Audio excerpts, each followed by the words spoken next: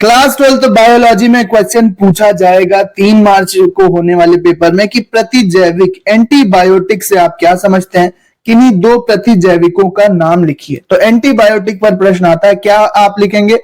सबसे पहले आप यहां पर लिखेंगे इसके बारे में इंट्रोडक्शन की प्रतिजैविक यानी एंटीबायोटिक वे दवाएं हैं जो जीवाणु संक्रमण को रोकने या उसका इलाज करने में मदद करती हैं। ये दवाएं जीवाणुओं को मारने या उनकी वृद्धि को रोकने का कार्य करती हैं। ये आप लिखेंगे, प्रतिजैविक हेडिंग डालेंगे और फिर उसमें लिखेंगे कि एंटीबायोटिक या प्रतिजैविक वे दवाएं हैं जो जीवाणु संक्रमण को रोकने या उसका इलाज करने में मदद करती हैं। ये दवाएं जीवाणुओं को मारने या उनकी वृद्धि को रोकने के लिए काम करती हैं। प्रतिजैविकों के प्रकार अलग अलग हो सकते हैं। 2 प्रतिजैविकों के नाम आपसे पूछे गए हैं, तो यहां पर आप लिखेंगे पेनिसिलिन। सबसे पहला नाम याद रखना पेनिसिलिन। पेनिसिलिन एक प्रकार का प्रतिजैविक है जो जीवाणु संक्रमण को रोकने और उसका इलाज करने में मदद करता है। और दूसरा याद कर लेंगे स्ट्रेप्टोमाइसिन।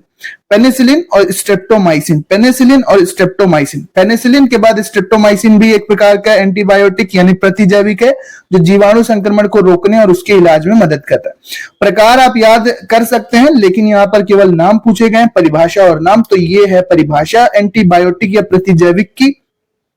तो इतनी आप परिभाषा रखेंगे कि ये जीवाणुओं को मारने या उनकी वृद्धि को रोकने का कार्य करते हैं, ये वाली परिभाषा। और फिर आप इसके 2 नाम लिखेंगे, पेनिसिलिन और स्ट्रेप्टोमाइसिन। प्रकार आप यहां पर याद कर सकते हैं, एक होती है बैक्टीरियोस्टैटिक एंटीबायोटिक, ये वे प्रतिजैविक हैं जो जीवाणुओं की वृद्धि को रोकते हैं।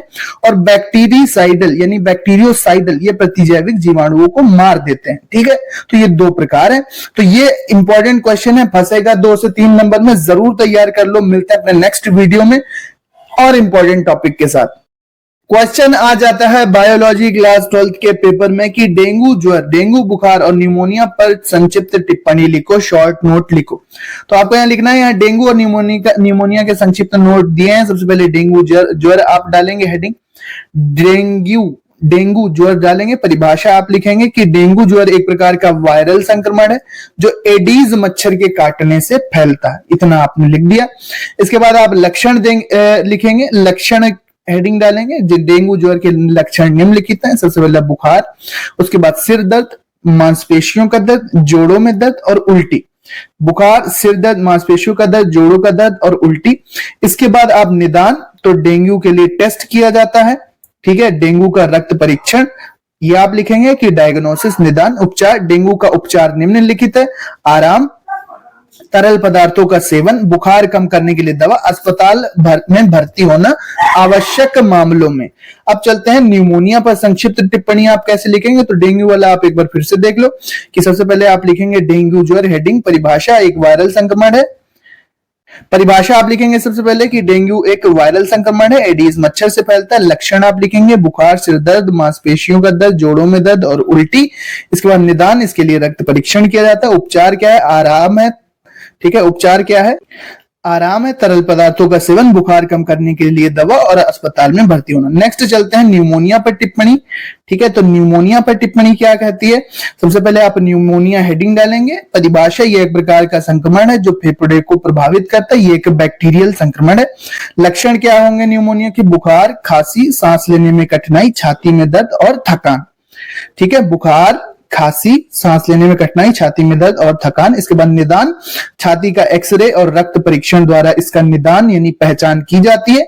उपचार क्या है न्यूमोनिया का, तो एंटीबायोटिक्स, आराम, तरल पदार्थों का सेवन, ऑक्सीजन थेरेपी, अस्पताल में भर्ती होना गंभीर मामलों में। तो ये क्वेश्चन जरूर आता है, बार बार रिपीट होता है, आप तैयार करेंगे। अगला क्वेश्चन जो पूछा जाता है बायोलॉजी क्लास 12 के पेपर में, टाइफॉइड का कारक, लक्षण तथा रोकथाम के उपाय लिखो। यह क्वेश्चन बार बार रिपीट होता है, इसलिए आपको क्या लिखना है कि टाइफॉइड एक प्रकार का संक्रामक रोग है जो सैल्मोनेला टाइफी नामक बैक्टीरिया के कारण होता है। यह रोग मुख्य रूप से जल और भोजन के माध्यम से फैलता है।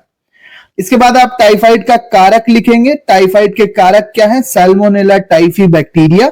टाइफाइड का कारण सैल्मोनेला टाइफी बैक्टीरिया है। जल और भोजन का संक्रमण, टाइफाइड जल और भोजन के संक्रमण से फैलता है। स्वच्छता की कमी, स्वच्छता की कमी से टाइफाइड फैलता है। स्वच्छता की कमी एक महत्वपूर्ण कारक है।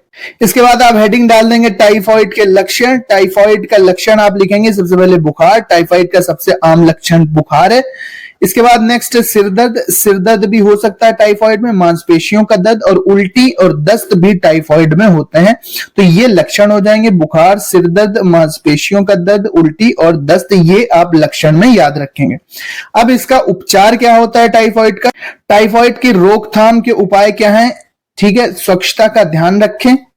स्वच्छता का ध्यान रखें, ठीक है। टाइफाइड की रोकथाम के लिए स्वच्छता का ध्यान रखना आवश्यक है। जल और भोजन को साफ रखें, ठीक है। जल और भोजन को साफ रखना आवश्यक है। हाथों को धोएं। टाइफाइड की रोकथाम के लिए हाथों को धोना आवश्यक है और टीकाकरण कराएं। टाइफाइड की रोकथाम के लिए टीकाकरण कराना आवश्यक है। तो ये 2 से 3 नंबर में क्वेश्चन, 3 से 4 नंबर में तक में फंस जाता है, तो इसको तैयार कर लो। टाइफाइड के कारक लक्षण, रोकथाम के उपाय, ठीक है। संक्रामक रोग है, टाइफाइड का कारक सैल्मोनेला टाइफी बैक्टीरिया। स्वच्छता की कमी से टाइफाइड के लक्षण, बुखार, सिरदर्द, उल्टी, ये सब आप लिखेंगे। और उसके बाद ये आप लिखेंगे कि इसकी रोकथाम के लिए क्या उपाय हैं। तो स्वच्छता का ध्यान, जल और भोजन को साफ रखना, हाथों को धोना और टीकाकरण कराना। चलते हैं अपने नेक्स्ट क्वेश्चन पर। क्लास 12 बायोलॉजी में क्वेश्चन आएगा, मलेरिया रोगजनक के रोगवाहक लक्षण तथा उपचार लिखिए। मलेरिया रोग के रोगवाहक लक्षण तथा उपचार लिखिए। तो आप लिखेंगे कि मलेरिया एक गंभीर रोग है जो प्लाज्मोडियम नामक परजीवी के कारण होता है। यह रोग मुख्य रूप से मच्छरों के काटने से फैलता है, मतलब मच्छर इसका वाहक होता है। इतना आप सबसे पहले लिख देंगे अपने आंसर बुक में कि मलेरिया एक गंभीर रोग है जो प्लाज्मोडियम नामक परजीवी के कारण होता है। यह मुख्य रूप से मच्छरों के काटने से फैलता है। अगला है मलेरिया के रोगजनक। तो यहां पर आप लिखेंगे मलेरिया का रोगजनक कि मलेरिया का रोगजनक प्लाज्मोडियम नामक परजीवी है। यह परजीवी मच्छरों के काटने से मनुष्य के शरीर में प्रवेश करता है और लाल रक्त कोशिकाओं में प्रवेश करके उनका विनाश करता है। ठीक है, यह आप लिखेंगे इतना। फिर आप ये लिखेंगे इसके बाद मलेरिया के रोगवाहक कौन है। तो यहां पर आपको लिखना है कि मलेरिया के रोगवाहक मच्छर हैं।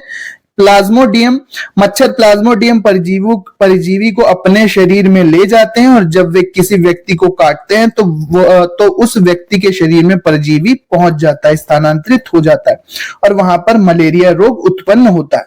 ठीक है, क्या लिखना है? सबसे पहले आप मलेरिया के बारे में 2 से 3 लाइनें लिखेंगे। उसके बाद रोगजनक के बारे में लिखेंगे जो कि है प्लाज्मोडियम लिखेंगे। इसके बाद आप लिखेंगे मलेरिया का रोगवाहक। तो रोगवाहक कौन होते हैं? मच्छर होते हैं। इसके बाद मलेरिया के लक्षण आप लिखेंगे। तो मलेरिया के लक्षण क्या हैं? भाई बुखार रहता है। मलेरिया का सबसे आम लक्षण बुखार है।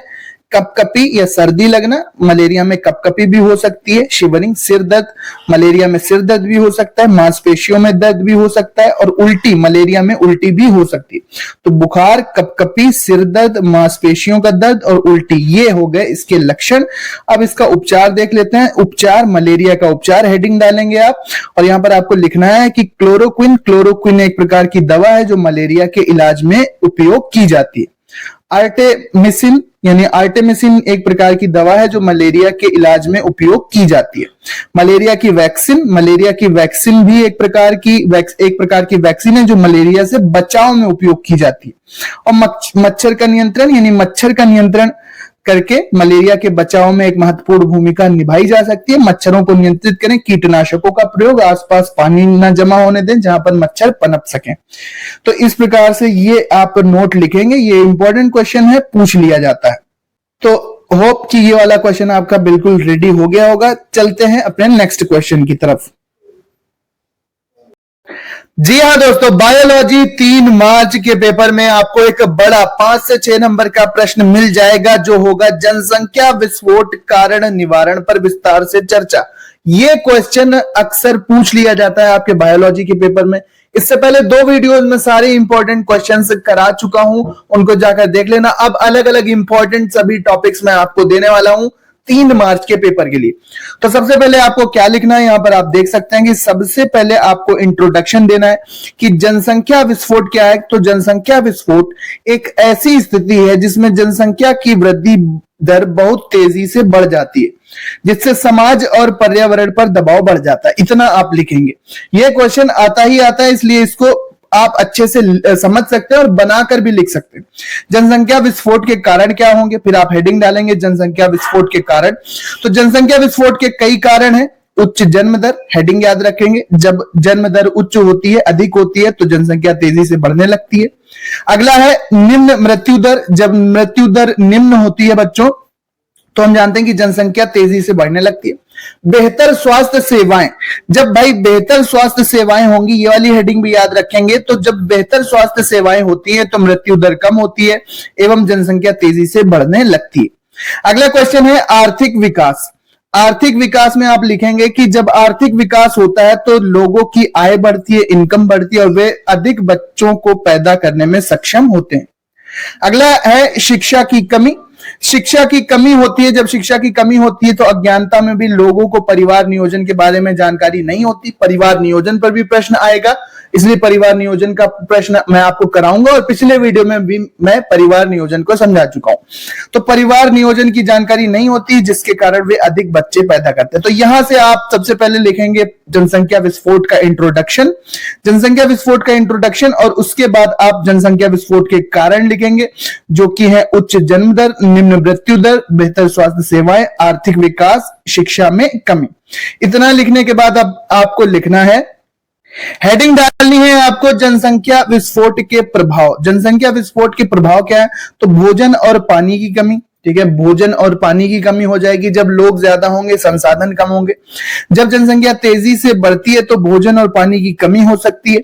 इसके बाद रोजगार की कमी, यानी कि एम्प्लॉयमेंट की दिक्कत आएगी, बेरोजगारी बढ़ेगी। जब जनसंख्या तेजी से बढ़ती है तो रोजगार की कमी हो सकती है। पर्यावरण प्रदूषण बढ़ेगा, भाई लोग बढ़ेंगे तो प्रदूषण भी बढ़ेगा। स्वास्थ्य सेवाओं पर दबाव बढ़ेगा, डॉक्टर कम है लोग ज्यादा है तो स्वास्थ्य सेवाओं पर भी दबाव बढ़ सकता है। निवारण फिर आप लिखेंगे कि जनसंख्या विस्फोट के निवारण क्या है, तो जनसंख्या विस्फोट के निवारण आप हेडिंग डालेंगे। इसमें आप लिखेंगे जनसंख्या विस्फोट के निवारण में कि जनसंख्या विस्फोट के निवारण के लिए कई उपाय किए जा सकते हैं। सबसे पहला तो परिवार नियोजन, यहां पर लिखा है परिवार नियोजन के माध्यम से लोगों को अपने परिवार के आकार को नियंत्रित करने में मदद मिलती है। पहली हेडिंग जनसंख्या विस्फोट के निवारण में परिवार नियोजन याद रखना, हेडिंग कोई 2-3 लाइन बढ़ाकर आप लिख सकते हैं। इसके बाद शिक्षा, अशिक्षा की जो कमी है वो आप दूर करेंगे। शिक्षा के माध्यम से लोगों को परिवार नियोजन के बारे में जानकारी मिल सकती है। अगला है आर्थिक विकास, अगला है आर्थिक विकास। इसमें आप लिखेंगे कि आर्थिक विकास के माध्यम से लोगों की आय बढ़ सकती है और वे अपने परिवार के आकार को नियंत्रित करने में सक्षम हो सकते हैं। अगला है स्वास्थ्य सेवाएं। स्वास्थ्य सेवाएं यहां पर लिखा हुआ है, चौथी हेडिंग याद रखेंगे स्वास्थ्य सेवाएं। स्वास्थ्य सेवाओं के माध्यम से लोगों को परिवार नियोजन के बारे में जानकारी मिल सकती है और वे अपने परिवार के आकार को नियंत्रित करने में सक्षम हो सकते हैं। मोस्ट इंपॉर्टेंट क्वेश्चन भैया, इतना ही आपको लिखना है, इतना तैयार कर लोगे 5 से 7 नंबर, 5 से 6 नंबर का प्रश्न आता है। शायद बड़ा वाला जो लॉन्ग आंसर टाइप क्वेश्चन आता है वो आपको यहां से मिल जाएगा। इंपॉर्टेंट क्वेश्चन है, हमेशा आपके काम करेगा। कहां से स्टार्ट करना है एक बार मैं फिर आपको दिखाता हूं। प्रश्न आएगा जनसंख्या विस्फोट के कारण निवारण पर विस्तार से चर्चा करो। तो आप लिखेंगे जनसंख्या विस्फोट एक ऐसी स्थिति है जिसमें जनसंख्या वृद्धि बहुत तेजी से बढ़ जाती है, जिससे समाज और पर्यावरण पर दबाव बढ़ता है। फिर आप कारण लिखेंगे, कारण की हेडिंग याद कर लो, आप इसको बढ़ाकर लिख देंगे वहां पर। सबसे पहले है उच्च जन्म दर, निम्न मृत्यु दर, बेहतर स्वास्थ्य सेवाएं, आर्थिक विकास और शिक्षा की कमी। ये है जनसंख्या विस्फोट के कारण। कारण याद रख लो, हेडिंग याद कर लो, आपका काम हो जाएगा। फिर बात करते हैं प्रभाव की। तो जब जनसंख्या बढ़ जाएगी तो उसके प्रभाव क्या पड़ेंगे, कई प्रभाव पड़ सकते हैं। सबसे पहला प्रभाव आप यहां पर देख सकते हैं, भोजन और पानी की कमी हो सकती है, रोजगार की कमी होगी, पर्यावरण प्रदूषण बढ़ जाएगा, इसके बाद स्वास्थ्य सेवाओं पर दबाव बढ़ेगा, डॉक्टर कम होंगे लोग ज्यादा होंगे तो स्वास्थ्य सेवाओं पर भी प्रभाव पड़ेगा। अब निवारण की हेडिंग से याद कर लो, तो जनसंख्या विस्फोट के निवारण क्या है, आप लिखेंगे कि निवारण के कई उपाय किए जा सकते हैं। जैसे पहला परिवार नियोजन, पहला क्या है परिवार नियोजन, दूसरा क्या है शिक्षा की जो कमी है उसको दूर करके जनसंख्या को नियंत्रित किया जा सकता है। ठीक है, परिवार नियोजन के बारे में लोगों को जानकारी दी जा सकती है। आर्थिक आर्थिक विकास के माध्यम से लोगों की आय बढ़ती है और अपने परिवार के आकार को नियंत्रित करने में सक्षम होते हैं। और स्वास्थ्य सेवाओं के माध्यम से भी परिवार नियोजन के बारे में जानकारी दी जाती है, जिससे परिवार का आकार नियंत्रित होगा। ठीक है, कम बच्चे लोग पैदा करेंगे जिससे जनसंख्या नियंत्रण में यहां पर मदद मिलेगी। तो ये इंपॉर्टेंट क्वेश्चन बायोलॉजी के लिए जरूर तैयार कर लेना। जनसंख्या विस्फोट, कारण, निवारण पर विस्तार से चर्चा। मिलते हैं नेक्स्ट क्वेश्चन के साथ, तो बने रहो, सारे इंपॉर्टेंट टॉपिक्स मैं आपको बताने वाला हूं। कौन से जिले से आप ये वीडियो देख रहे थे, अपने जिले का नाम कमेंट में जरूर लिखना। कितने % है आपके क्लास 12 यूपी बोर्ड का टारगेट, ये भी बताना मत भूलना। थैंक यू, मिलते हैं नेक्स्ट वीडियो में।